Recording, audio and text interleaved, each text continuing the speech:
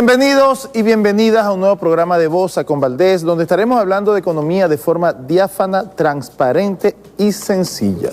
También estaremos tumbando algunos mitos que en materia de economía se utiliza para engañar a los pueblos. Recuerden que para sus comentarios, sugerencias o propuestas tienen nuestras redes sociales, @BTV Canal 8, @TonyBosa, @JCBGValiente y @Bosa con Valdés. Antes de hablar del tema de hoy, queremos felicitar a la gente de NIC Venezuela. NIC Venezuela son los administradores de dominio de las páginas web, pues, que fueron creadas aquí hace 30 años en Venezuela y están trabajando fuerte con esa labor, pues, encomiable. Gracias a ellos tenemos muchos tienen páginas web. Hoy vamos a hablar de los salarios, la indexación y la producción. Vamos a un poco, porque se ha generado más que un debate, se ha generado algunas expectativas sobre la propuesta de indexación de los valores del sistema de valores en Venezuela, no solo de los salarios, sino también del presupuesto, del gasto público, ¿ok? Y evidentemente, ¿cómo se relaciona eso con la producción? Si es que hay alguna contradicción o si no la hay. Lo vamos a ver en el transcurso del programa. Vamos rápidamente a ver lo que se escucha.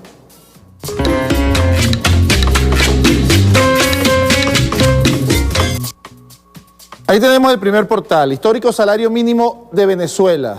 Esto es una, si lo puedes subir un poquito, a ver, no importa, déjalo ahí, está bien, en todo caso lo explico. En esta página se planteó o se muestra, en la página de la casa también se muestra el histórico del salario mínimo venezolano desde el año 2008 hasta la fecha, pues, hace más de 10 años. Y se ve cómo ha ido creciendo el salario mínimo, pero perdiendo poder de compra. Eso es clave. O sea, si usted ve cuánto ganaba usted nominalmente en el 2008 y ve cuánto gana hoy, fundamentalmente empleados públicos y pensionados, pues, y ve cuánto está ganando hoy nominalmente en cantidades de bolívares, usted se da cuenta que gana sustancialmente más de lo que ganaba en el 2008. Nominalmente, insisto, pero cuando ve la capacidad de compra que tenía ese sueldo en el 2008 y la que tiene ahora, se da cuenta que ha perdido de manera importante, ha perdido capacidad de compra nuestro salario, el salario de empleados públicos y pensionados fundamentalmente. Seguimos, vamos al siguiente portal. Esta es la página de la hermana página de La Iguana. Indexar los salarios al petro. Sepa en qué consiste la propuesta de este economista. Eso fue una entrevista que le hicieron allí en La Iguana a Tony Bosa, a nuestro compañero de labores Tony Bosa. Y Tony explicó, en términos generales, en qué consiste la propuesta de indexación. Mire, es muy importante que entendamos esto de la propuesta de indexación, porque definitivamente hay confusión, ¿no? Hay quienes creen que indexación supone un incremento de la liquidez. Si vas a indexar, ¿de dónde van a sacar el dinero? Ya va. Indexar es otra cosa. Nosotros, además de la indexación, estamos proponiendo un aumento salarial, que vamos a explicar el por qué creemos que es factible. Pero la indexación, sencillamente, usted puede indexar con los salarios que tiene ahorita. Y ese salario va a mantener el mismo poder de compra que tiene ahorita. Lo único que va a evitar que ese salario caiga en su poder de compra. Es decir, ya no vas a comprar más cosas, pero tampoco vas a comprar menos. O sea, eso va a hacer que los sistemas de valores suban en la misma proporción. Y como nosotros, la propuesta inicial es fundamentalmente para funcionarios públicos y pensionados, es obvio que para que pueda indexarse los salarios de los trabajadores públicos, debe indexarse también los presupuestos públicos, pues el sistema de ingresos a través del presupuesto público, para que además el Estado pueda cumplir con los servicios que presta, pues. Porque, ¿qué está ocurriendo ahorita? Bueno, que sencillamente los presupuestos públicos quedan deficitarios en muy corto plazo, pues, precisamente porque por la naturaleza del presupuesto público no se indexa o no se indexa, pues, no puede indexarse, pues, como si se indexan los precios de los bienes y servicios que consumimos todos, incluyendo el Estado. Veamos el siguiente portal. Ahí tenemos de la página de Últimas Noticias, salarios, producción y dinero en guerra económica. Este es un artículo de la profesora Pascualina Curcio. Este artículo es interesante porque entre las cosas que Pascualina plantea, hace una interrogante. Pero si podemos indexar la banca a los banqueros las transacciones a través de la banca, ¿por qué no indexar los presupuestos públicos y los salarios? Nosotros creemos que todo va hacia allá, aunque sea de facto, solo que lo estamos diciendo, vamos a hacerlo de una vez. Todos los países que han indexado, o sea, que han tenido hiperinflación y han indexado inicialmente, primero que obviamente tienen que indexar inicialmente, se hace es para que los valores, algunos valores como los salarios, los presupuestos públicos y otros no se rezaguen. Incluso los valores que se generan en la banca, si no se indexaran, también se rezagan. Cuando un banco te hace un préstamo, cuando tú le vas a devolver el préstamo, evidentemente si no es indexado, el banco de alguna manera está recibiendo incluso menos en cuanto a valor de lo que prestó en su oportunidad. Por eso, en los países donde se indexó también indexaban algunos contratos de la banca, que es más o menos lo que está ocurriendo aquí en Venezuela. Solo que hay que entender que la indexación es solamente sincronizar nuevamente los valores del sistema. O sea, no supone un incremento en las cantidades demandadas ni nada de esas cosas. ¿Okay? Tenemos ahí un micro que preparó nuestro equipo de producción para analizar este tema. Vamos a verlo rápidamente y al regreso lo comentamos.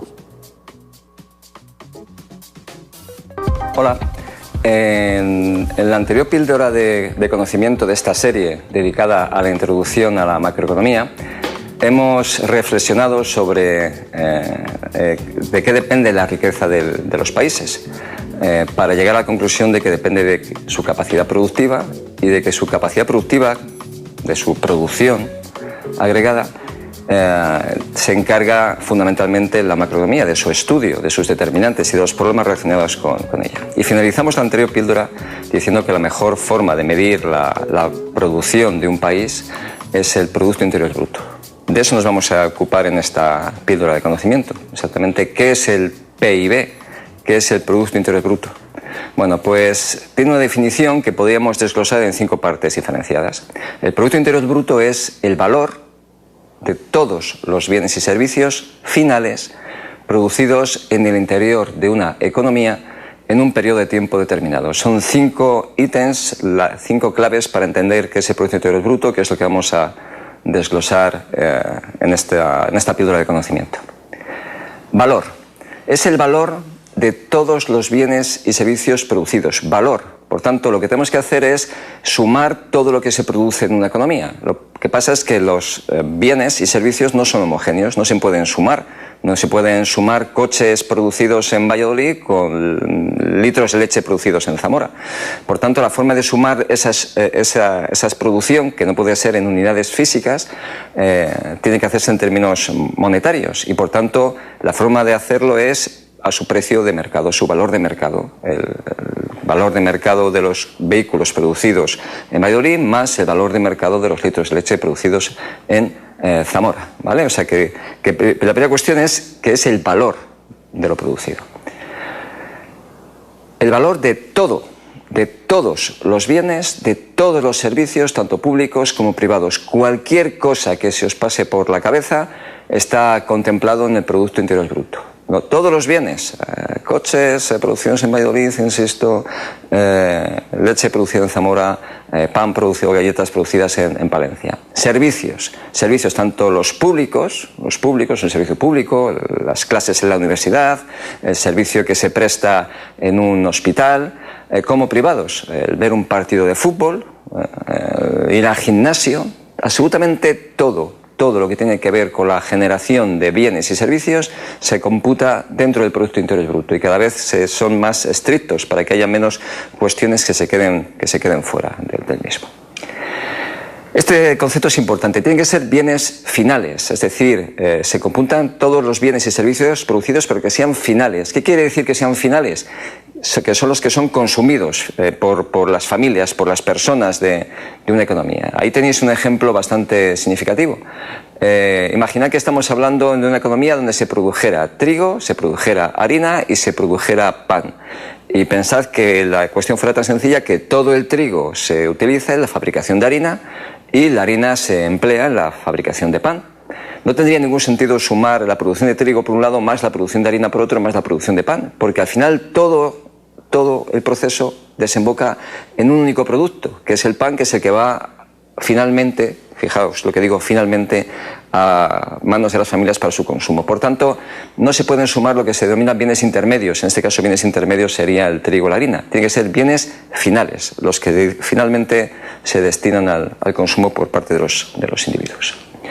Bien, interior, esto es evidente, son los bienes producidos en el interior de una economía. Si hablamos del Producto Interior Bruto de España, tienen que estar producidos dentro de España. Si hablamos, como en el gráfico que tenéis aquí a mi derecha, de los bienes producidos en Castilla y León, son los bienes producidos en las 9 provincias de Castilla y León, con independencia de que las empresas, por ejemplo, que produzcan sean españolas o sean japonesas. Lo importante es que estén producidos dentro, en el interior de una economía.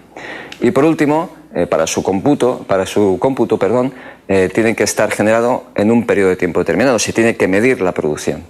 Cuando estudiéis la contabilidad nacional, los datos de la contabilidad nacional, veréis que el Producto Interior Bruto se proporciona en datos trimestrales, un trimestre de tiempo, en datos anuales. Por tanto, importante recordar, relacionándolo con la píldora anterior, que la riqueza de un país depende de su capacidad de producción, para ser más exacto, de su producción agregada, y que la mejor forma de medir la producción agregada es el Producto Interior Bruto, cuyo desglose hemos conocido ahora. Lo que vamos a hacer ahora es intentar ver cómo ese Producto Interior Bruto, cómo esa renta que se genera en la economía, cómo se va distribuyendo a lo largo de la misma, para lo cual vamos a dedicar las siguientes 3 píldoras de conocimiento que paso a exponer a continuación. Ahí lo vimos. ¿Por qué presentamos esta explicación acerca del Producto Interno Bruto? Porque el Producto Interno Bruto es una variable macroeconómica que es importantísima para uno medir otras variables, incluso para la política que pudiese desarrollarse. O sea, si no se publica o si no se mide el Producto Interno Bruto, es difícil más o menos saber cómo, evidentemente es difícil saber cuál es la producción, porque el Producto Interno Bruto explica todo lo que se produce en un país medido en precios. Por eso vemos una cifra y no cantidades de bienes o servicios. Eso te permite a ti saber, porque si entendemos que la producción de un país, el tamaño de un país, que medido económicamente en la producción, es el que te indica a ti cuál es el límite de la cantidad de dinero que debe circular en la sociedad para que esos bienes y servicios puedan ser distribuidos o puedan circular, pues, para que la gente los pueda comprar sencillamente. Esa es la función principal del dinero. Uno, que el dinero sirve para que los bienes y servicios que se producen en un país puedan ser trasladados de manos de los vendedores a los compradores. Pero si no tenemos si no entendemos y no sabemos cuál es el Producto Interno Bruto de un país, es difícil manejar las otras variables y, por supuesto, es difícil saber si, por ejemplo, si se puede o no subir los salarios. Entonces tiene uno que buscar en otras fuentes cuál es en el caso de Venezuela, porque desde el 2017 el Banco Central no ha publicado el Producto Interno Bruto de Venezuela, de manera que es difícil, por lo menos a través de esa variable que no se encuentra en la página del Banco Central, que es el encargado de publicar esas variables macroeconómicas, uno tiene que buscar otras fuentes que pudieran ser o no confiables. Por ejemplo, lo que dice el Fondo Monetario Internacional o el Banco Mundial, incluso la CEPAL, acerca de cuál sería el Producto Interno Bruto, según sus cálculos, de Venezuela. Vamos rápidamente a un corte y regresamos.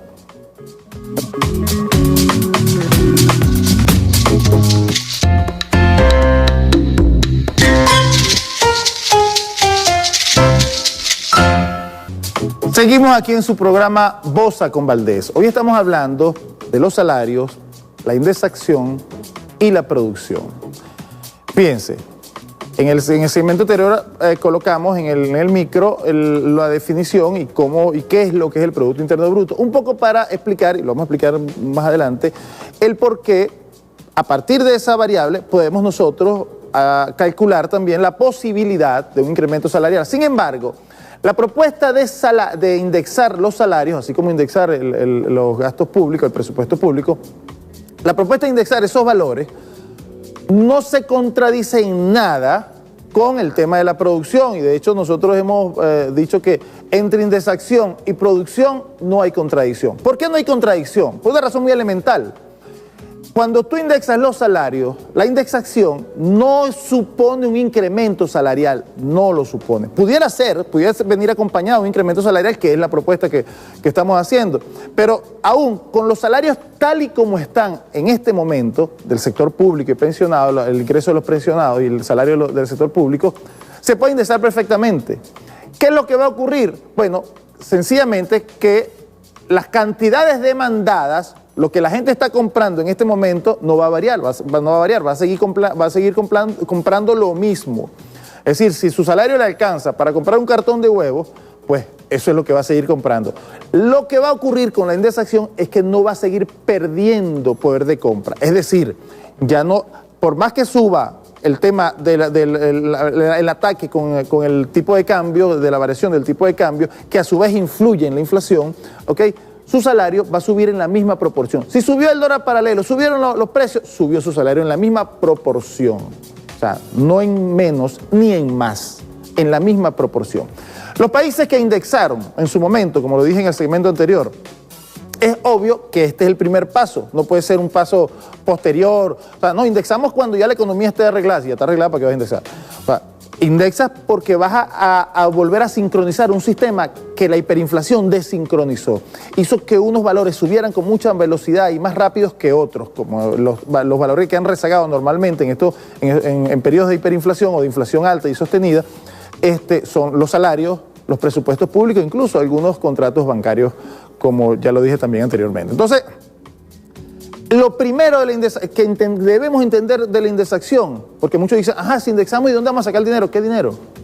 O sea, aquí se trata, de repente sí vas a tener más cantidades de bolívares, pero vas a tener más bolívares en cantidad, pero no en poder de compra. Es decir, lo que se produce en el país, si es poco lo que se produce en el país, va a ser lo mismo que vamos a consumir hoy, sin indexación, va a ser lo mismo. Solo que, repito, la indexación va a evitar que siga perdiendo poder adquisitivo tu salario. ¿Qué pasa una vez que indexamos todos los valores y sincronizamos nuevamente el sistema? Bueno, ya tú puedes estudiar con más detenimiento y con tranquilidad hasta dónde pudiera ser la proporción de un aumento salarial. Fíjense lo siguiente. La propuesta de indexación que se habla de un petro, elevar el salario a un petro y a indexarlo, también con el petro como unidad de cuenta, equivaldría a incrementar, ¿okay?, la masa monetaria, si se quiere, en unos 5.040 millones de dólares aproximadamente. Y hablamos de dólares, no hablamos de bolívares, porque la cifra en bolívares sería tan alta que nos confundiríamos, pues.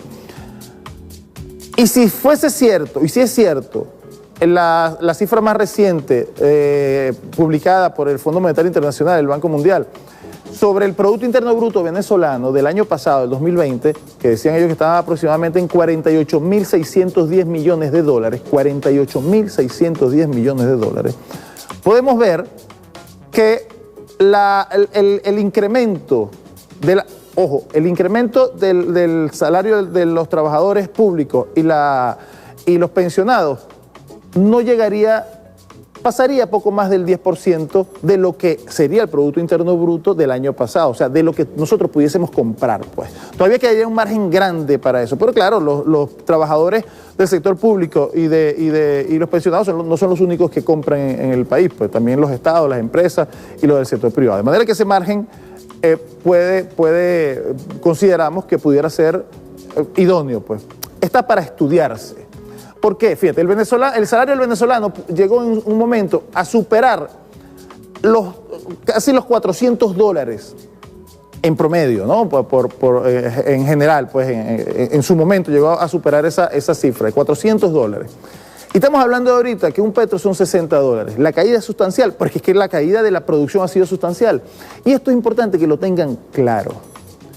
¿Cuál es el límite de la emisión del dinero que puede hacer cualquier país? ¿Cuál es el límite? El límite es la producción.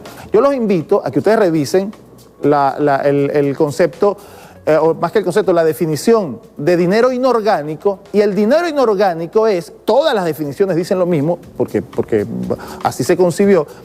Todas las definiciones dicen que el dinero inorgánico es aquel dinero que se emite más allá del tamaño de la economía, es decir, más allá del valor que tienen los bienes y servicios que se producen en un país. Bueno, eso significa que todo el dinero que tú puedas emitir que no supere el valor de los bienes y servicios que se producen en el país no puede considerarse como dinero inorgánico. Dicen ustedes, pudiese preguntar alguno, ¿y de dónde sacamos ese dinero? Si la caída del precio del petróleo o del petróleo, de los ingresos petroleros ha sido sustancial. Fíjense, hablar de eso o hacer esa pregunta normalmente viene de quienes desconocen cómo funciona el sistema monetario de un país, ¿ok? Porque vean, pongamos un ejemplo. Si nosotros creemos que nosotros vamos a emitir bolívares porque tenemos dólares, es decir, que tener prácticamente un patrón dólar, si no tenemos dólares no podemos emitir bolívares, eso, ¿no se les parece eso como a la dolarización? Porque si no tenemos dólares, ¿cómo podemos subir salarios? Eso no es verdad, eso no funciona así, ¿ok? Porque si fuese así, oigan esto, si fuese así, ok, tenemos dólares y transformamos esos dólares en bolívares, es que esos dólares los vamos a quemar, porque ya los transformamos en bolívares, no, ¿verdad? Entonces, ¿qué se hace con esos dólares? Seguramente esos dólares para satisfacer importaciones, que es para lo que sirven los dólares, y para pagar compromisos en el mercado externo, pagar deuda externa, en fin. ¿Y qué pasó con estos bolívares? Si gastamos eso, ¿perdió respaldo? No, porque los bolívares no tienen que ver con eso, no tienen respaldo. El respaldo de los bolívares es el tamaño de la economía. Es por eso que es importantísimo que variables como el Producto Interno Bruto deben ser publicados por nuestro órgano oficial, que es el Banco Central de Venezuela. Lamentablemente, llegamos al final del programa. Quedan muchas cosas por aclarar. Esperamos que en programas sucesivos podamos aclararlas. A ustedes muchísimas gracias por dejarnos entrar una vez más en sus hogares y recuerden sintonizarnos todos los martes y jueves a las 10 de la mañana por el canal que no amarga tu vida, Venezolana de Televisión. Y no olviden, entre indexación y producción no hay contradicción. Hasta luego.